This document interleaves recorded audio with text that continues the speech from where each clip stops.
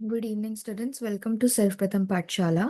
आज के वीडियो में हम दोबारा से कुछ सीबीएसई क्लास 10 के केस स्टडीज करने वाले हैं of political science. Starting with the first chapter जो कि है आपका पावर शेयरिंग। इस पैरा में आपको बताया हुआ है कि कैसे पावर शेयरिंग का मतलब होता है कि हम पावर को डिस्ट्रीब्यूट कर रहे हैं अमंग अमंग डिफरेंट ग्रुप्स, साथ ही साथ डिफरेंट लेवल्स, ताकि हम कॉन्फ्लिक्ट को कहीं ना कहीं अवॉइड कर सके और साथ ही साथ स्टेबिलिटी को इंश्योर कर सके। अब इस एग्जाम्पल को समझने के लिए यहाँ पे हमें बेल्जियम का रेफरेंस दे रखा है। बेल्जियम में तीन मेजर कम्युनिटीज है। डच स्पीकिंग,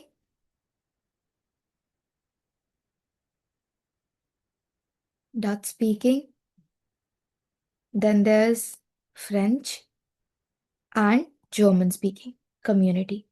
अब बेल्जियम ने इस कॉन्फ्लिक्ट को अवॉइड करने के लिए क्या किया है, दे हैव इंश्योर्ड कि सबका इक्वल रिप्रेजेंटेशन हो और पावर इन कम्युनिटीज के अमंग शेयर हो।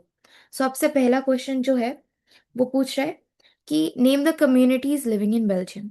So you have answered already, Dutch speaking, French and German speaking. Okay, next question आपसे पूछ रहा है कि बेल्जियम ने ये पॉलिसी या फिर पावर शेयरिंग क्यों अडॉप्ट करी। इसका सिंपल आंसर है, बेल्जियम ने ये पावर शेयरिंग का कंसेप्ट इसलिए अडॉप्ट करा ताकि वो कॉन्फ्लिक्ट को अवॉइड कर सके among the different communities, to avoid conflict different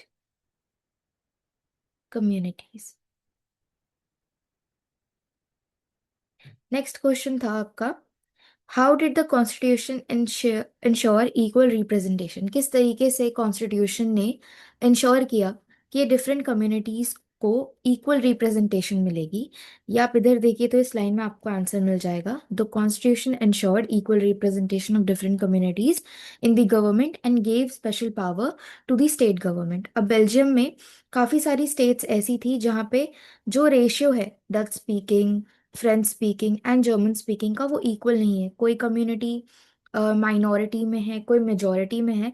इसको इंश्योर करने के लिए यहाँ पे इक्वल रिप्रेजेंटेशन इनको कॉन्स्टिट्यूशन में दी गई बेस्ड ऑन देयर रेशियो। और ऐसा नहीं है कि माइनॉरिटी है तो उनको कम रिप्रेजेंटेशन दी गई है, उनको भी इक्वली ही उतनी दी गई है जिनको जितनी डच और फ्रेंच को दी गई है।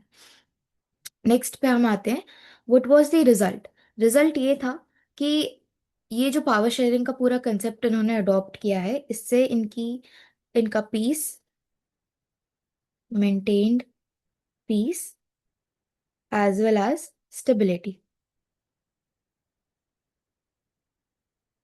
और आप अपने आंसर में स्टेबिलिटी, यूनिटी, इक्वालिटी ऐसे टर्म्स को ज़रूर इंक्लूड करिएगा ताकि आपकी जो आंसर की फैक्चुअल वैल्यू है वो बढ़ जाए। अब सेकंड केस स्टडी में आते हैं इस चैप्टर के, जो कि है Sri Lanka has diverse population but Sinhala speaking majority dominated the government. The government pass laws favouring the Sinhala language and religion. This created dissatisfaction among Tamil speaking minorities and to led to conflict and civil war. सो यहाँ से हमें ये पता चलता है कि power sharing कितना essential है ताकि वो मेंटेन कर सके पीस और प्रिवेंट कर सके कॉन्फ्लिक्ट को। एंड साथ ही साथ आप यहाँ पे इंक्लूड कर सकते हैं रिस्पेक्ट फॉर डाइवर्सिटी जैसे टर्म्स को, कि हमें किस तरीके से डाइवर्सिटी को रिस्पेक्ट करना चाहिए, ना कि उसको मार्जिनलाइज करना चाहिए, उसको इग्नोर करना चाहिए। यहाँ पे आपसे पहला क्वेश्चन पूछा गया है, विच community was the majority community in Sri Lanka. So it is Sinhala, Sinhala speaking majority. Next आपसे पूछा गया है, name one policy that favour the majority. यही पॉलिसी थी कि इन्होंने जितने भी जॉब्स एंड जितनी भी इंस्टीट्यूशन में एडमिशन थे वो मेजोरिटी ग्रुप्स के बेसिस पर बनाए रखे थे। थर्ड क्वेश्चन पे आते हैं, how did minorities react to these policies. Minorities ने कैसे रिएक्ट किया, they started forming their own political parties. ठीक है, लेटर ऑन उन्होंने भी प्रोटेस्ट करना शुरू किया and it eventually led to conflict and a civil war. Civil war इसका फाइनल आंसर नहीं है, आप पहले आंसर को लिखिए कि they started forming their parties, their own parties, like Tamil speaking people made their own parties, they made their own government, and later on they, when they were not heard, उनकी बातें नहीं सुनी गई, तो eventually civil war हुआ। हमें यहाँ से ये लेसन मिलता है कि हमें जो पावर शेयरिंग है उसे अडॉप्ट करना चाहिए, ताकि हम प्रिवेंट कर सके कॉन्फ्लिक्ट को और पीस को मेंटेन कर सके। Prevent conflict and to maintain peace in a diverse environment or in a diverse population, whatever suits you. Study में बताया हुआ है that India follows a federal government system. Powers are divided between the central and state governments. The Constitution provides three lists: union, state, and concurrent list. This ensures that both levels of government function independently in their respective areas. So पहली बात तो federalism क्या होता है? I have often seen students, देखो, वो freeze हो जाते हैं जब उनसे पूछा जाता है कि फेडरलिज्म होता क्या है. इन सिंपल टर्म्स, फेडरलिज्म एक सिस्टम है जो कि डिवाइड करता है, जो कि पावर को डिवाइड करता है, divides power between the central and state governments. अभी इससे इसके बाद भी ऑन लोअर लेवल्स भी डिवाइड होता है, बट मेनली आपका सेंट्रल एंड स्टेट गवर्नमेंट्स के बीच में होता है. सो फेडरलिज्म क्या है, आप एग्जाम में लिखेंगे. Federalism is a system in which power is divided between central and state government. Division of power keyword को आप जरूर इंक्लूड करिएगा. केस स्टडीज को सॉल्व करने का यही रूल है कि आपको 1 और 2 लाइंस में अपने आंसर्स को लिखना है, डिपेंडिंग कि आपसे कितना पूछा गया है. क्वेश्चन बी आपसे पूछ रहा है, name 3 list in Indian constitution. आपको 3 लिस्ट बतानी है इंडियन कॉन्स्टिट्यूशन के अंदर. इसका डायरेक्ट और सीधा सीधा आंसर आपको पैरा में ही मिल जाता है, जो कि है union, state and the concurrent list. Exactly यही नाम लिखिएगा अगर आपको एग्जाम में ही पूछा जाए. फिर आपसे पूछा गया है which government handle subject in the state list. कौन सी गवर्नमेंट हैंडल करती है स्टेट लिस्ट? तो state government is the government who handles the state list और handles the subject in the state list. Example आप इसका लिख सकते हैं अगर आपको एग्जाम में लगता है नेसेसरी लिखना. तो police and agriculture are 2 examples which comes under the state government or the state list. अभी डिवीजन ऑफ पावर इंपॉर्टेंट क्यों है? Why is division of power important? ये एक कंसेप्चुअल क्वेश्चन है, इसको पढ़ना काफी जरूरी है. ये आपको डिफरेंट एस्पेक्ट या फिर डिफरेंट मार्किंग स्कीम के अंडर भी पूछा जा सकता है अपार्ट फ्रॉम केस स्टडीज. तो इसका सिंपल आंसर यही होगा कि डिवीजन ऑफ पावर जो है वो पावर को कॉन्सेंट्रेट होने से बचाता है, मतलब सेंट्रलाइज्ड होने से बचाता है. ऐसा नहीं होना चाहिए कि पावर सिर्फ एक ही हाथों में है, पावर को डिसेंट्रलाइज्ड होना चाहिए, जिसकी वजह से पावर का डिवीजन इतना ज्यादा जरूरी हो जाता है. ओके, आप ये लिखेंगे आंसर में कि division of power ensures efficient administration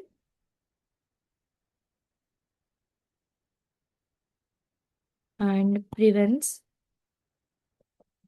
misuse of power. क्योंकि जब पावर एक के हाथ में होती है तो the government works according to that 1 person. वहां पे दूसरों का इनपुट नहीं लिया जाता है, इसलिए पावर शेयरिंग काफी ज्यादा इंपॉर्टेंट है, या फिर डिविजन ऑफ पावर. अब हम सेकंड केस स्टडी पे आते हैं. इसमें इस पैरा में बताया हुआ है कि India is a multilingual country.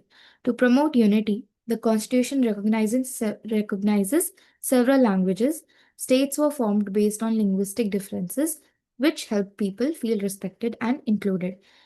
अगर आपको नहीं पता है तो मैं बता दूं, जब इंडिया इंडिपेंडेंट हुआ था उसके बाद इंडिया की जो स्टेट्स थी वो रादर कल्चर पे नहीं, मतलब कल्चर को भी इंक्लूड किया गया था, बट ऑल्सो लैंग्वेजेस के बेसिस में हमारा जो स्टेट डिवीजन है वो हुआ था.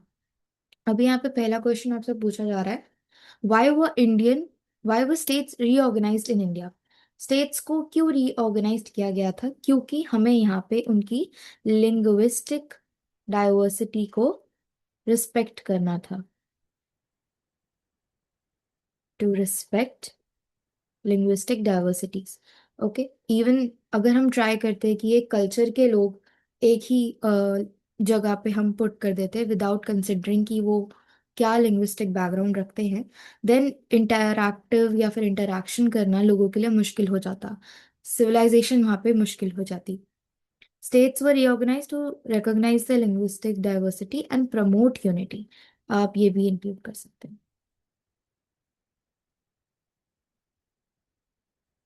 सेकेंड पार्ट है इसका, how many languages are recognized in the constitution. Total of 22 languages are recognized in our constitution।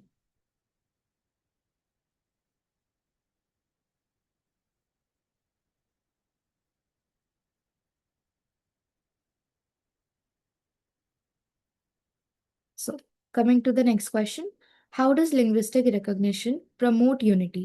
किस तरीके से linguistic recognition या फिर language को importance देना हमारी यूनिटी को ज़्यादा प्रमोट करता है।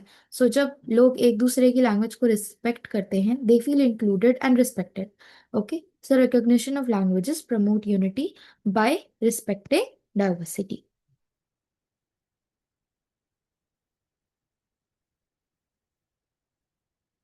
नेक्स्ट है, आपसे पूछा गया है name one feature of federalism. आप इसमें कोई भी डाल सकते हैं पॉइंट। मैं यहाँ पे डिविजन ऑफ पावर डालूंगी so that it is easy to remember. Even आप कोई भी भूल जाए बट डिविजन ऑफ पावर तो आपको हमेशा ही याद रहेगा। So division of power is one of the main और feature of federalism. Okay, again आपको कुछ कीवर्ड्स यहाँ पे याद रखने हैं, जैसे कि division of power, central government, state government and unity in diversity.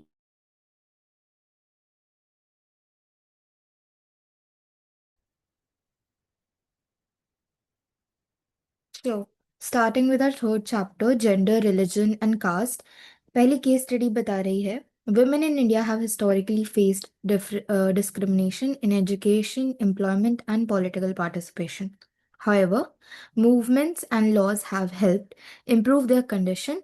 Reservation of seats for women in local government has increased their political participation। ये जो पैरा है ये जेंडर रिलीजन कास्ट से है, so obviously it will talk about how women in India have been historically oppressed through education, employment और हर sector में। For that example, so women face discrimination in education. पहला आपसे पूछा जा रहा है किस एरिया में women फेस डिस्क्रिमिनेशन, तो आपको तीन तो यहीं से पता चल जाते हैं, education, employment and political participation. आप कोई भी इन तीनों में से लिख सकते हैं। सेकंड पूछा जा रहा है what is meant by gender inequality. Gender inequality होता है जब किसी एक जेंडर को इक्वल बेसिस पे या फिर अनइक्वल ट्रीटमेंट दिया जाता है depending on their gender. Okay, this can go both ways for men and women as well. Gender equality is used for both. So gender inequality refers to unequal treatment of men and women in society। So next question है आपका, how has reservation helped women. So reservation ने क्या किया है, they have increased women's participation. Hence इस तरीके से ही रिजर्वेशन हेल्प करी है for women. It has increased participation of women in different fields.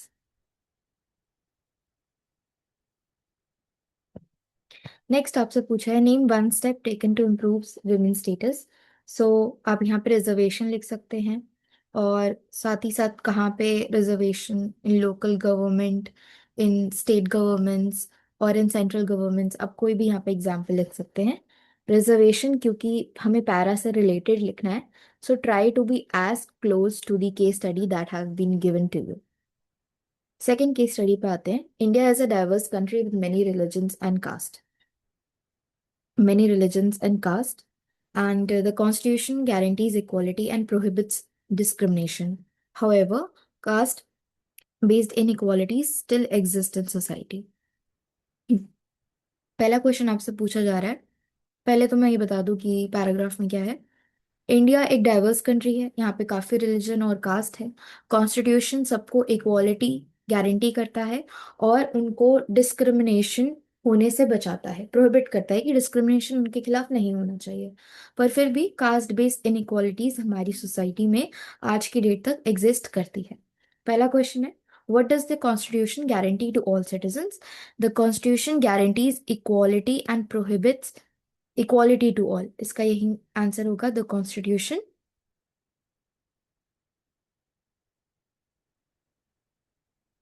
guarantees equality to all citizens। Second पे आते हैं, what is caste discrimination? Caste discrimination क्या होता है?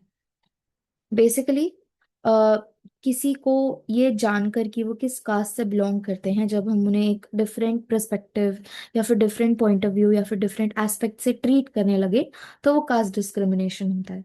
सो इसकी सिंपली डेफिनेशन ये होगी, caste definition means unfair treatment on the basis of caste। Next question आपसे पूछ रहा है, name one way to reduce caste inequality.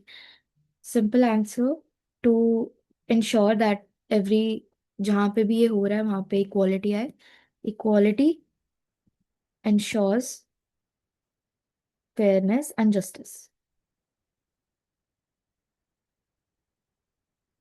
for all citizens, not just for particular caste but for everyone there should be equality। why is equality why is equality important in democracy? Because again equality हमें कहीं ना कहीं सबके बराबर बनाती है। Hence हमें कहीं पर भी डिस्क्रिमिनेशन ना फेस करना पड़े, उसे इंश्योर करती है। To ensure the prohibition of discrimination and promote equal representation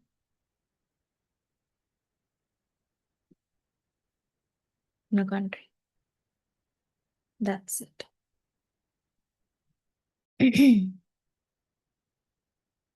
So the next chapter is political parties and इसका पहला केस स्टडी डिस्कस करता है about political parties and their role in democracy।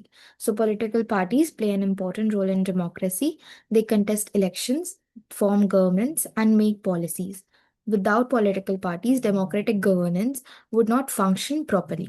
So इस para में यही बताया है कि political parties का कितना important रोल होता है डेमोक्रेसी में। वो इलेक्शन कंटेस्ट करते हैं, वो गवर्नमेंट्स बनाते हैं, पॉलिसीज बनाते हैं, और बिना पॉलिटिकल पार्टीज के डेमोक्रेटिक गवर्नमेंट फंक्शन नहीं होगी। Because if there is no choice then वो एग्जैक्टली डेमोक्रेटिक भी नहीं हो सकती है। आप एग्जाम्पल के लिए चाइना, नॉर्थ कोरिया जैसी कंट्रीज को ले सकते हैं। नॉर्थ कोरिया तो वैसे it's mostly more radical, but China is one of the examples. So the first question is, what is a political party? A political party is a group of people who come together to contest elections and hold power। आप exam में हो सके तो इन दोनों में से कोई एक पॉइंट लिखिएगा, because it can be too long for your answer अगर आपकी स्टडी 1 मार्क के बेसिस पे लिख रहे हैं तो। नेक्स्ट क्वेश्चन है, name one function of political parties. आपको एक फंक्शन बताना है पॉलिटिकल पार्टीज का। सो आप इन तीनों में से कि वो इलेक्शन कंटेस्ट करते हैं, गवर्नमेंट बनाते हैं, पॉलिसीज बनाते हैं, इन तीनों में से कोई भी एक लिख सकते हैं। Why are political parties important in democracy? Political parties क्यों जरूरी होती है डेमोक्रेसी में? Because they help in forming governments. अगर पॉलिटिकल पार्टीज नहीं होगी तो गवर्नमेंट्स कौन बनाएगा? ठीक है, so they help in forming government. यहाँ पे मैं और भी ले सकती थी कि क्यों पॉलिटिकल पार्टीज इंपॉर्टेंट है, but try to be as near the case study that is given to you, because out of the box जाके तो आप लिख ही सकते हैं, आपको काफ़ी नॉलेज होगी इस पॉइंट पे, your exams are very near, but try कि आप आउट ऑफ द कंटेक्स्ट ना जाए in respect to the case study.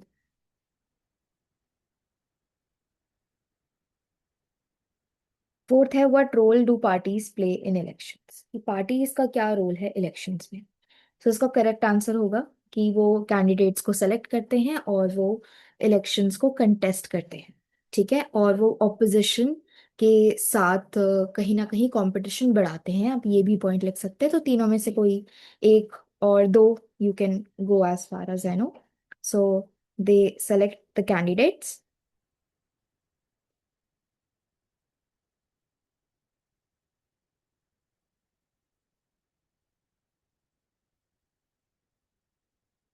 they also contest elections and they question their opposition। Opposition होना भी काफी जरूरी है डेमोक्रेसी में, बिकॉज डेमोक्रेसी में अपोजिशन नहीं होगा, so who will question the wrong doings और things that have been ignored by the government.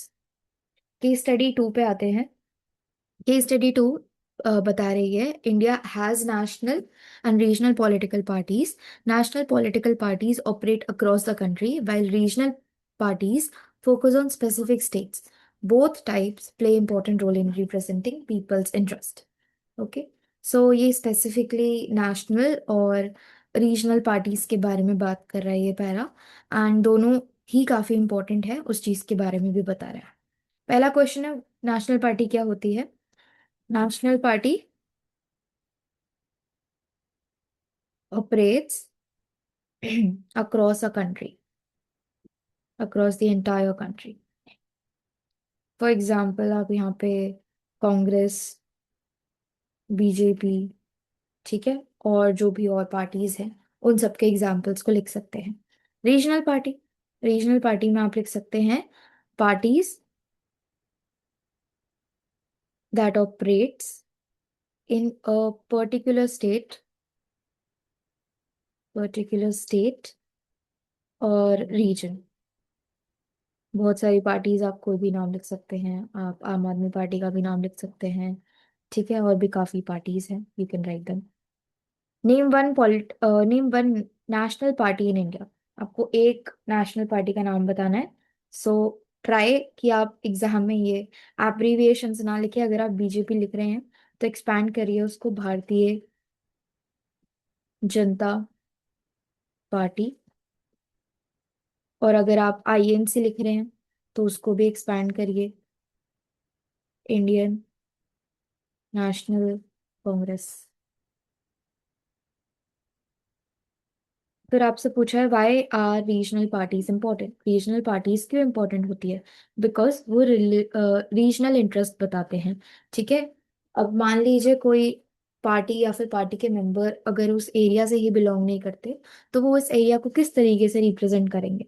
So regional parties क्यों इंपॉर्टेंट होती है? Because they represent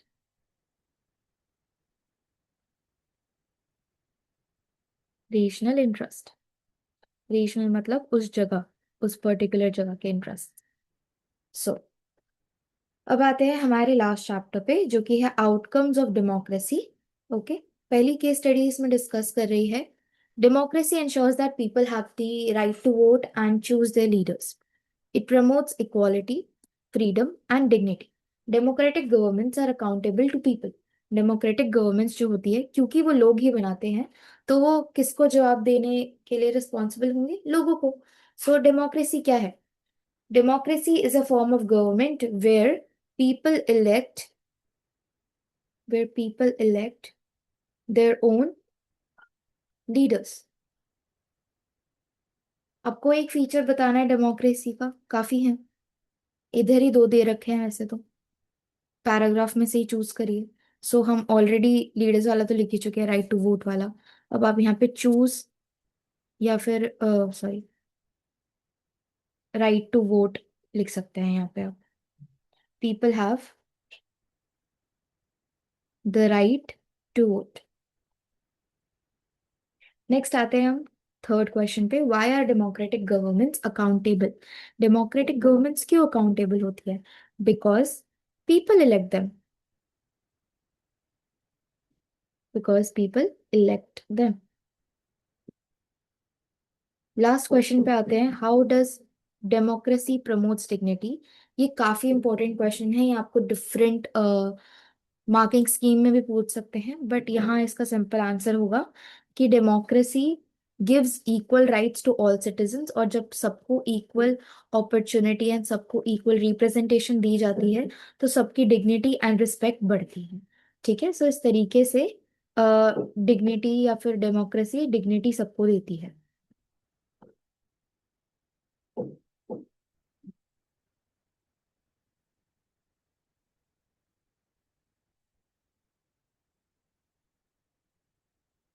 next case study पे आते हैं। Although democracy provides many benefits, challenges like inequality, poverty, and corruption still exist. Continuous public participation is necessary to improve democracy. अब ये बता रहा है कि किस तरीके से सिर्फ गवर्नमेंट ही अगर काम करे तो चीजें नहीं हो सकती, हमें भी साथ साथ अपना माइंडसेट, अपनी लाइफस्टाइल चेंज करनी पड़ती है ताकि डेमोक्रेसी और ज्यादा इम्प्रूव हो सके। सो पहला चैलेंज है नेम पहला क्वेश्चन है, name one challenge faced by democracy. इसका आंसर होगा इनइक्वालिटी एंड और पॉवर्टी, कोई भी एक। So inequality in terms of representation भी ले सकते हैं हम। For example, when a party wins a majority wins there, okay, so minority is left alone और they are ignored as that sense. हम यहाँ पे इनइक्वालिटी और पॉवर्टी हम इसका एक एग्जाम्पल ले सकते हैं कि जो डेमोक्रेसी है उसकी वजह से पॉवर्टी एकदम से वैनिश नहीं हो सकती, बिकॉज डेमोक्रेसी में आप सिर्फ एक पॉपुलेशन या फिर एक पार्ट ऑफ पीपल को लेके पॉलिसीज नहीं बना सकते हैं। सेकेंड क्वेश्चन पे आते हैं, why is public participation important? Public participation important क्यों है? Public participation helps improve democracy. Public participation से डेमोक्रेसी जो है वो इम्प्रूव होती है।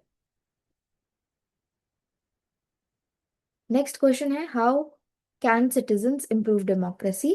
So they can improve it by voting and participating in elections. Many people do not vote or they are too lazy to go vote. So इन दो तरीकों से आप अपना डिसीजन या फिर आप हेल्प कर सकते हैं कलेक्टिव डिसीजन बनाने में, which is better for the country. So mention one outcome of democracy. एक आउटकम है डेमोक्रेसी का from the para, it is that democracy